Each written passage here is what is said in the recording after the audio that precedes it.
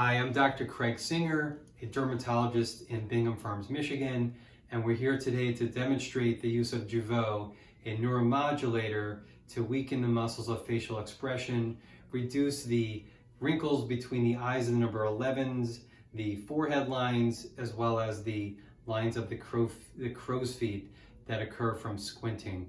And we have a lovely model here today, Savannah. And Savannah had neuromodulator about 3 years ago, but she has not had any toxins since then. So Savannah, I want you to show the audience your scowling. So you're raising your forehead and scowling. So you can see the lines that, go ahead and scowl again. And we see the lines that form between the eyes. Raise your forehead. And she actually pulls, you can see her right eyebrow pulls a little bit higher. So we're actually going to add an extra unit to that area, and then go ahead and squint really hard. And the crow's feet, which are not that obvious, fortunately for her, have not developed any permanent lines. But people often ask, when is it time to do a neuromodulator like Jeuveau or Botox? And really the answer is when you start to develop permanent lines at rest. When those lines are there at rest, it's now time to move on to a neuromodulator. So I'm going to glove up and get my mask on. And I'll try to demonstrate to you exactly where my markings are. Now we end up using what are called these BD syringes. They are quite tiny. They're small syringes, 0.3 ml with an ultrafine needle, so that there's very minimal discomfort.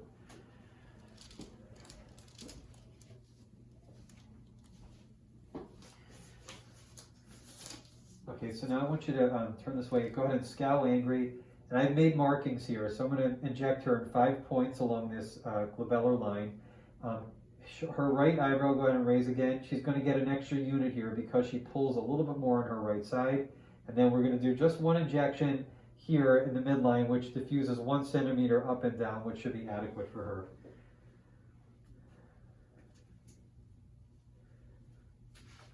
And we're going to start with the glabella. Okay, so I always keep a thumb here to reduce flow. I want you to squint really hard, or scowl hard rather. That's perfect. Okay, hold that for a moment. Small little pinch. And second little pinch right here. This one's done much more superficially. Okay, scowl angry again. Hold that for a moment. Little pinch. And one more right here. Little pinch.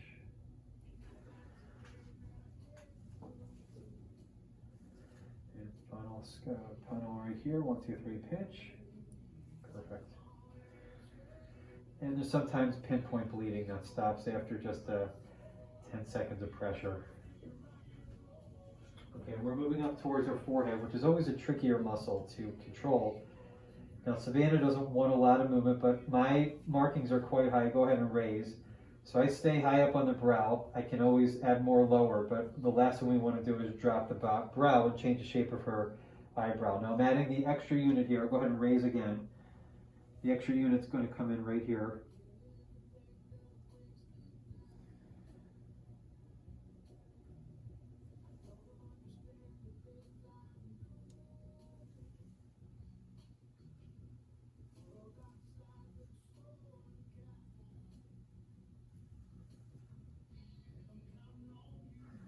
And if we were to take a tape measure, the minimum distance above the brow should be about 2 centimeters, so we're a little bit more than that. And then the final injection are done around the eyes. There are more blood vessels here, so sometimes bruising is noted. Squint hard again and relax. Perfect.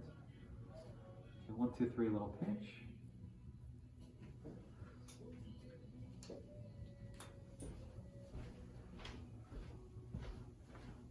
And squint hard again and relax. And last little pinch. And we're all finished. We're going to get you cleaned up. How much pain was involved? Barely any. Yeah, perfect. Savannah will wake up tomorrow. She'll look no different whatsoever. It takes 3 to 4 days to kick in. Maximal results are around 14 days after the injections. And that's basically it. We ask you not to exercise for 4 hours and never massage the area. Some people think moving the muscles a lot, perhaps 10 times an hour afterwards, will help diffusion. So that's something she could do, a lot of squinting, forehead raising, and scowling. Thanks for watching.